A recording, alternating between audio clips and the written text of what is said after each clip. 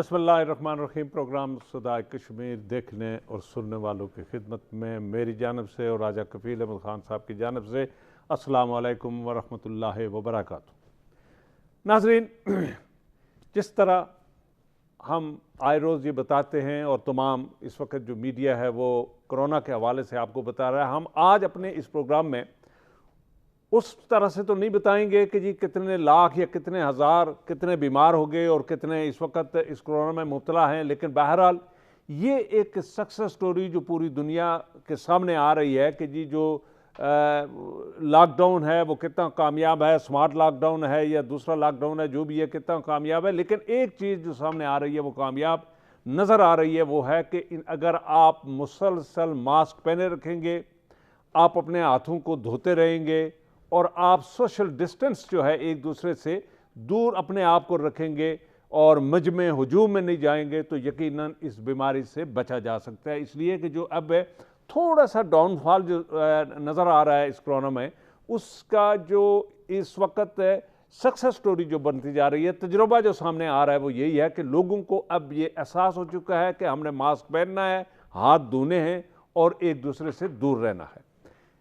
اسی کے ساتھ ناظرین، آج میرے ساتھ ٹیلی فون لائن پر جناب چودھری لطیف اکبر صاحب ہیں، پیپلز پارٹی آزاد جموں کشمیر کے صدر ہیں اور ٹیلی فون لائن پہ وہ ہمارے ساتھ ہیں، اور کشمیر سے ہمارے ناظم وانی صاحب سینئر صحافی ہیں، وہ ہمارے ساتھ لائن پہ موجود ہیں۔ آج ہم اس وقت جو کشمیر کی سنگین صورتحال ہے اس حوالے سے بات کریں گے، ہمارے جو گیلانی صاحب جنہوں نے جو حریت کانفرنس سے اپنا استعفیٰ پیش کیا ان کے حوالے سے بات کریں گے، اور ساتھ ہی آزاد کشمیر میں 14ویں ترمیم کے حوالے سے بات کریں گے، اور اسی کے ساتھ ہم آخری جو ہمارا سیگمنٹ ہوگا اس میں گلگت بلتستان کے حوالے سے، چونکہ وہاں انتخابات آ رہے ہیں، اس حوالے سے ہم تفصیلاً گفتگو کریں گے۔ تو میں آغاز کرتا ہوں جناب ناظم وانی صاحب سے۔ ناظم صاحب السلام علیکم۔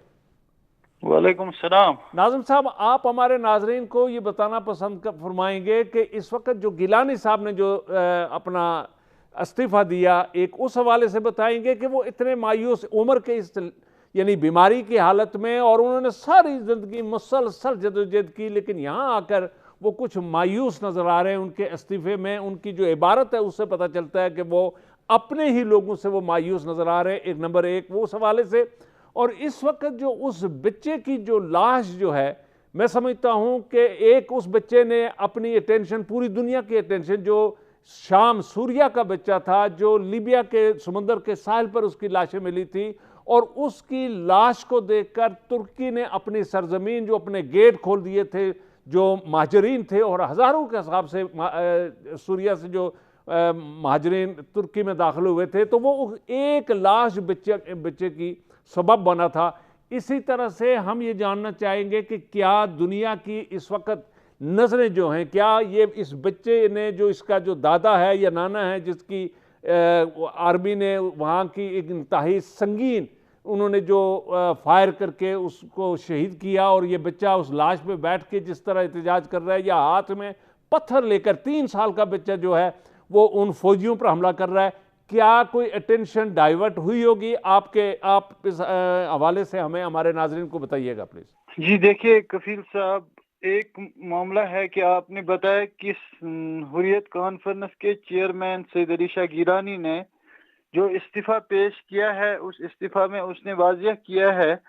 کہ تنظیمی امورات اور تنظیمی خلفشار کی وجہ سے میں مستعفی ہو رہا ہوں۔ جہاں تک تجزیہ نگاروں نے یہاں تجزیہ کیا ہے کہ شاید اندرونی ملک جو یہ تنظیمی معاملات ہیں، ان کے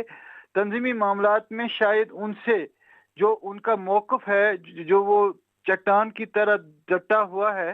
تو اس موقف میں شاید وہ اترتے نہیں ہیں دوسرے لوگ، تو اس نے شاید رائے فرار اختیار کیا۔ یہ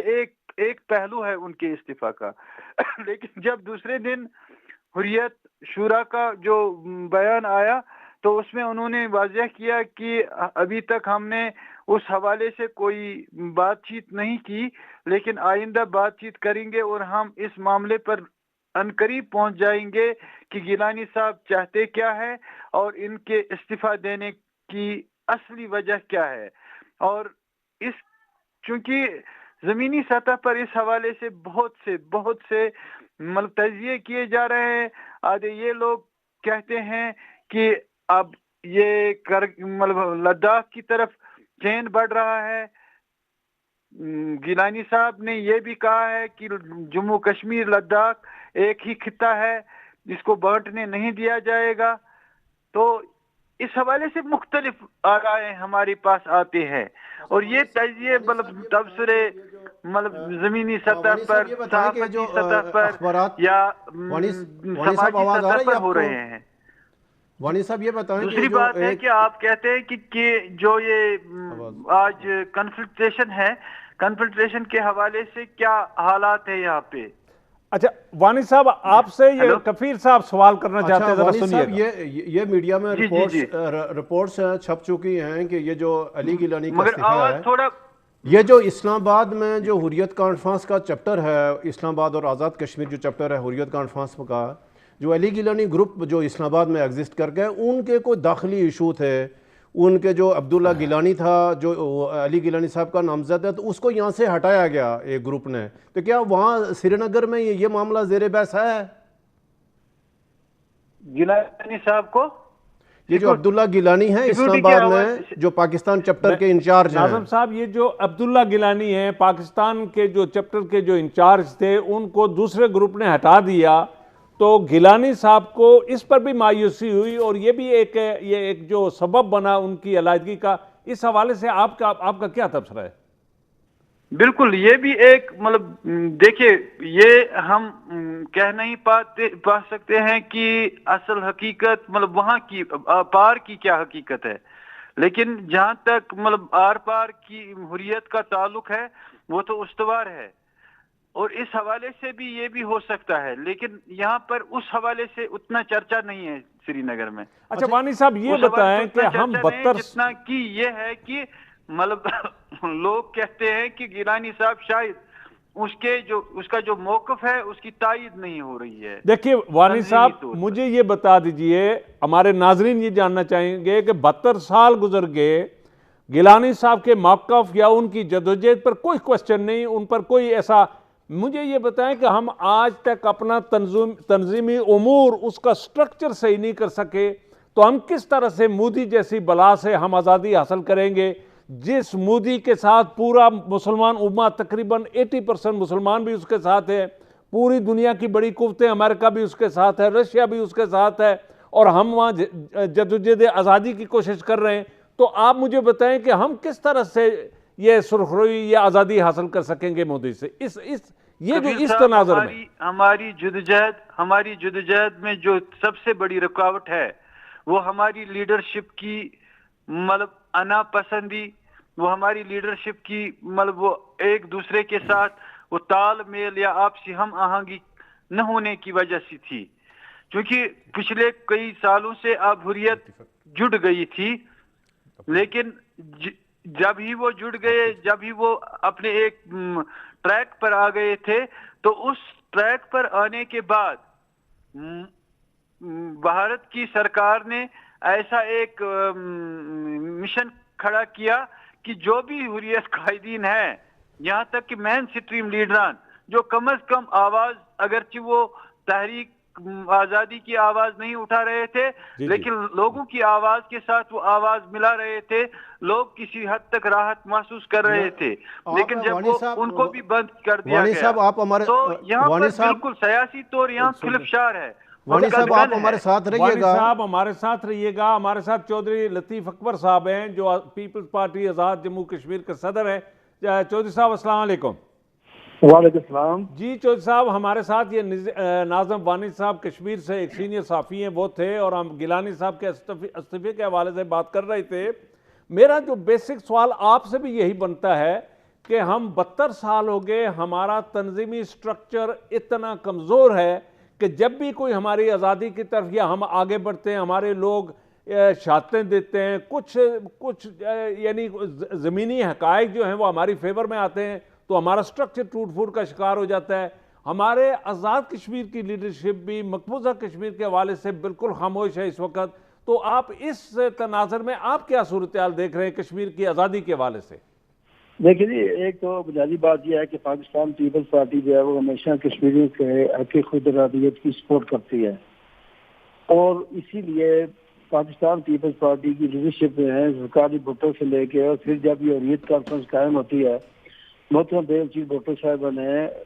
اسلامی صدر کانفرنس میں میرزا عمر فاروق صاحب اور علامہ عباس انصاری صاحب کے وہاں پہ بلا کے، اور راج شریف سے یہاں کے صدارت قیوم خان صاحب مرحوم اور صدر ریاض خان کو، جو اس وقت یہاں کے صدر وزیر اعظم تھے،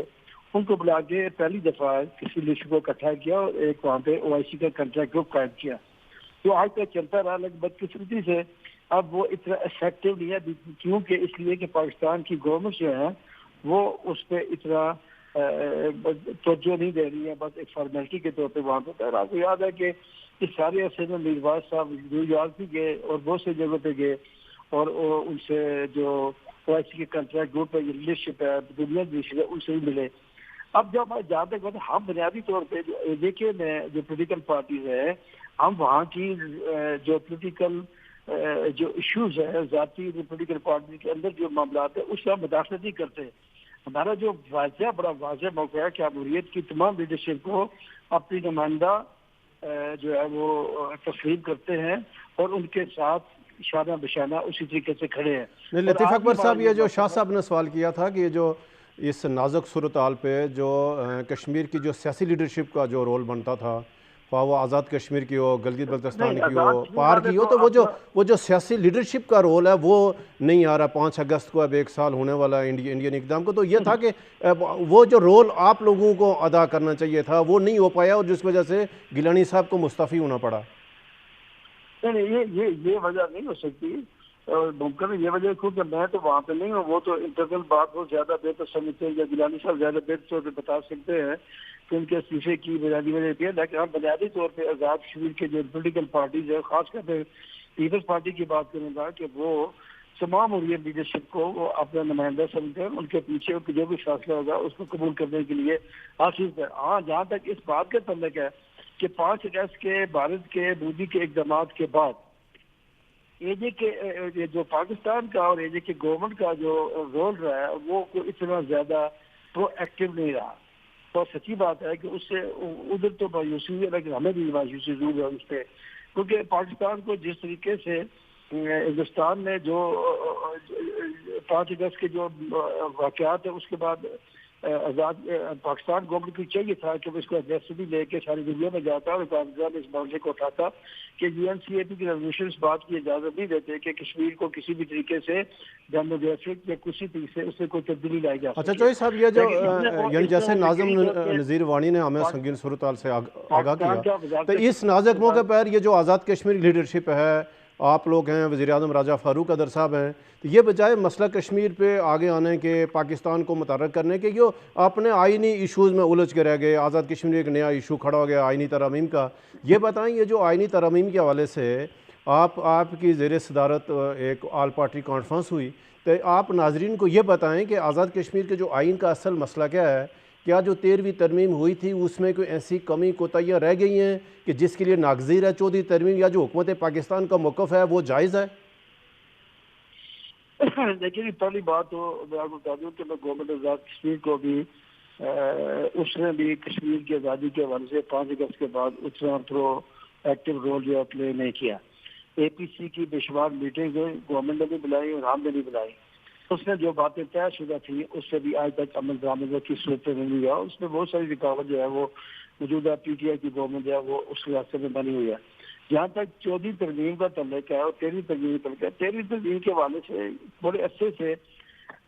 آزاد کشمیر کے 1974 جو ایکٹ ہے اس میں یہ محسوس کیا جا رہا تھا کہ اس میں پاکستان میں 18ویں ترمیم کے بعد یہاں پر بھی ایک بااختیار اور امپاور یہاں کے گورنمنٹس کو لوگوں کو کیا جانا چاہیے تھا۔ تو اس سلسلے میں اس وقت پاکستان پیپلز پارٹی گورنمنٹ تھی، پاکستان کے اندر پریزیڈنٹ زرداری صاحب نے پریزیڈنٹ تھے، تو انہوں نے کہا جی کہ آپ ترمیم لائے، آپ اس کے کرنے کے لیے تیار ہیں۔ اس سے ایک کمیٹی بنی اسمبلی میں جس میں تمام پولیٹیکل پارٹیز کے لوگ بھی تھے، جو فاروق اعظم جو اس کے لیڈر اپوزیشن تھے، یہ بھی اس پارٹی میں اس کمیٹی میں موجود تھے۔ آپ کی آواز تھوڑی کم آ رہی ہے، ذرا تھوڑا سا آپ اونچا بولیں گے۔ میں نے کہا یہ بھی فاروق اعظم صاحب اس کمیٹی میں موجود تھے اور سب نے مل کے جو ہے یہ ایک ترمیم مسودہ تیار کیا جس کو اپنے اسمبلی میں پیش نہیں کیا، لیکن اس وقت کی گورنمنٹ جو نون لیگ کی تھی اس نے پھر اس کو نہیں ہونے دیا، اور پھر جب نون لیگ گورنمنٹ آخری دنوں میں جا رہی تھی تو انہوں نے ایک مسودہ جلدی میں لایا اور اس سے بہت سی کمی کوتاہیاں یقینی طور پہ رہ گئی ہیں۔ اس سے جو بنیادی بات جو میں سمجھتا ہوں یہ ہے کہ انہوں نے ایک جو قانون سازی کا اختیار جو پارلیمنٹ کا ہوتا ہے، جو اسمبلی کا ہوتا ہے، وہ انہوں نے گورنمنٹ آف پاکستان کو دے دیا، جو کسی بھی صورت میں کسی بھی قانون یا آئین کے بغیر ہے، کیونکہ ایگزیکٹو کا کام جو ہے یہ قانون سازی نہیں ہوتا، یہ قانون سازی کام پارلیمنٹ کا ہوتا ہے، اور ایگزیکٹو کا کام اس کو ایگزیکیوٹ کرنا ہوتا ہے یا امپلیمنٹ کرنا ہوتا ہے۔ تو اس میں وہ کوتاہی ڈیفینیٹلی ہے۔ آپ یہ کہنا چاہ رہے ہیں کہ یہ جو 13ویں ترمیم ہے جو کشمیر کونسل کے پاس پہلے جو 3rd شیڈول کے تحت اختیارات تھے، تو وہ اس 13ویں ترمیم میں اٹھا کر حکومت پاکستان کو دے دیے گئے؟ ایگزیکٹلی انہوں نے کہا جی کہ یہ جو 56 سبجیکٹس ہیں اس سے گورنمنٹ آف پاکستان جو ہے یہ قانون سازی کر سکتی ہے بائی نوٹیفیکیشن، جو غلط بات تھی کہ کسی صورت میں قانون اور آئین کے مطابق نہیں ہوتی۔ آپ کو پتہ ہے کہ کسی بھی ریاست کے 3 ستون ہوتے ہیں، ایک لیجسلیٹو پارلیمنٹ ہوتی ہے، ایک جوڈیشری ہوتی ہے اور ایگزیکٹو ہوتی ہے۔ پارلیمنٹ کا کام قانون سازی کرنا ہے، جوڈیشری کا کام اس کو انٹرپریٹ کرنا اور ایگزیکٹو کا کام اس کو امپلیمنٹ کرنا۔ تو یہ جو امپلیمنٹیشن کا کام ہے اس کو آپ نے قانون سازی کے اختیار دے دیے، تو یہ تو کہیں ہو نہیں سکتا۔ یہ جو آل پارٹی کانفرنس ہوئی آپ کی صدارت میں، اس میں آپ نے ان چیزوں کو ڈیبیٹ کیا، وہاں سیر اصل گفتگو ہوئی، پرائم منسٹر نے اس کو مانا کہ بھائی یہ جو غلطیاں ہیں اس میں قومی کوتاہیاں ہیں 13ویں ترمیم میں، یا یہ بات ہوئی نہیں ہے؟ نہیں، یہ بات ہوئی ہے، پرائم منسٹر یہ بات کی کہ یہ بات درست ہے کہ یہ ہم سے جلدی میں یہ بات ہو گئی تھی، لیکن وہ اس کے باوجود ابھی جو ڈرافٹ ابھی جو وائرل ہوا، سرکولیٹ ہو رہا ہے سوشل میڈیا پہ، اس حوالے سے بھی بات ہوئی تھی، لیکن اس کو کوئی بھی گورنمنٹ جو ہے وہ اس کو اون کرنے کے لیے تیار نہیں ہے۔ اچھا، تو مطلب گورنمنٹ کا یہ موقف ہے، وہاں میں ہم نے ایک بات جو آل پارٹیز کانفرنس میں یہ بات طے کی ہے، میری بات سن لیں آپ، کہ یہ جو 14ویں ترمیم کی جو باتیں ہو رہی ہیں اس میں جو بھی بات ہوگی اس کو متفقہ طور پہ تمام پولیٹیکل پارٹیز کو اعتماد میں لینے کے بعد لے جائے گا، اور اس کی جو بیس ہوگی وہ پیپلز پارٹی کا وہ 13ویں ترمیم کے حوالے سے وہ جو مسودہ ہے ڈرافٹ جو ہے رپورٹ ڈرافٹ جو ہے وہ اس کو بدل رکھ کے اس کو آگے لے جایا جائے گا، اور اس پہ ایک کمیٹی بنائے گی گورنمنٹ، اور گورنمنٹ جو ہے وہ کمیٹی جو ہے اس میں جو بھی ترمیم کرنے جائے گی اس کے بعد ترمیم ہوگی۔ مائی ہمبل سبمیشن از، میری گزارش ہے کہ یہ تو ایک اب تفصیل معاملات ہیں، ایشوز ہیں جو ڈیبیٹیبل ہیں، جو گورنمنٹ نے غلطیاں کی۔ آپ سے میرا پیپلز پارٹی آزاد کشمیر جو پیورلی ایک عوامی جماعت تھی یا ہے، اس وقت ڈاکٹروں کے ساتھ وہاں جو مار کٹائی کا حساب ہو رہا ہے، انتظامیہ کے حوالے سے جو ایٹیچیوڈ ہے اس وقت لوگوں کے ساتھ، عوام کے ساتھ، وہ آپ کے سامنے ہے۔ عدلیہ میں جو کچھ جس طرح پک اینڈ چوز ہوئی وہ آپ کے سامنے ہے، اور یہ بھی ہم اب سن رہے ہیں جس طرح پی آئی اے کے جو پائلٹ تھے بغیر لائسنس کے وہ جہاز اڑا رہے تھے جعلی، اب ہمیں یہ بھی سننے میں آ رہا ہے کہ عدلیہ میں بھی ایسے لوگ موجود ہیں جو بغیر جو جعلی ڈگریوں کے ساتھ پریکٹس بھی کر رہے ہیں، اور جعلی ڈگری لے کر وہ چیف جسٹس بھی ریٹائر ہو گئے۔ میں آپ کو ایک ذمہ دار جماعت کا ذمہ دار صدر سمجھتے ہوئے میں یہ گزارش کروں گا کہ آپ کا اس حوالے سے آپ کا کیا اوپینین ہے، آپ کی کیا جدوجہد ہے؟ جی ہمارے نوٹس میں تو کوئی ایسی بات نہیں ہے، یہ بار کونسل موجود ہے، کوئی وکیل اگر جعلی ڈگری لے کے پریکٹس کر رہا ہے تو یہ بار کونسل کی ذمہ داری ہے کہ اس کو دیکھے اور اس کو جانچ پڑتال کرائے جس جگہ سے ڈگری حاصل کی ہے۔ جہاں تک ججز کا تعلق ہے، میں نہیں سمجھتا کہ ایسا جج جو ڈگری کے ساتھ آیا ہو، یہ کسی نے غلط انفارمیشن آپ کو جو ہے وہ میرے خیال میں دی ہے، ایسی بات نہیں ہو سکتی کبھی بھی۔ تیسری بات جو ہے وہ یہ ہے کہ جہاں تک ڈاکٹر کا تعلق ہے، ینگ ڈاکٹر ایسوسیشن کے ساتھ میں خود وہاں پہ ان کے پروٹیسٹ میں شامل ہوا، ہماری پارٹی کے دیگر لوگ وہاں پہ شامل ہوئے اور ہم ان کو پورے طریقے سے اپنی سپورٹ کی۔ جب رات کے 12 بجے انتظامیہ نے حکومت کے کہنے پہ ان پہ شب خون مارا، تو دوسرے دن سب سے پہلے پیپلز پارٹی نے ان کے حق میں بیان دیا اور اس کی مذمت کی، اور پھر یہی نہیں کیا بلکہ پاکستان پیپلز پارٹی کے چیئرمین بلال بھٹو زرداری نے ایک ویڈیو کانفرنس سے پورے پاکستان کے جو ینگ ڈاکٹرز ایسوسیشن تھی ان کے نمائندوں سے بات کی، اور نصر آباد میں بھی ان کے نمائندوں سے ان کی بات ہوئی، پھر ہمیں بھی انہوں نے ڈائریکشن دی کہ آپ ان کی سپورٹ کریں، اور ہم نے رات 12 بجے جا کے ان کو رہائی دلائی، اور پیپلز پارٹی کے تمام کارکن جو ڈاکٹر جو تھے ان کو مظفر آباد شہر سے دور دراز تھانوں میں جا کے ان کو منتقل کیا گیا تھا. یہ کوڑی میں تھا, برار کوٹ میں کوئی ڈاکٹر تھے اور کچھ کو ڈرنا چیلی میں کیا گیا. تو ہمارے کارکن وہاں پر بھی گئے اور ان کو جا کے ان کی دیکھ بھال کی, اور ہم ان کے سپورٹ میں آج بھی اسی طریقے سے کھڑے ہیں.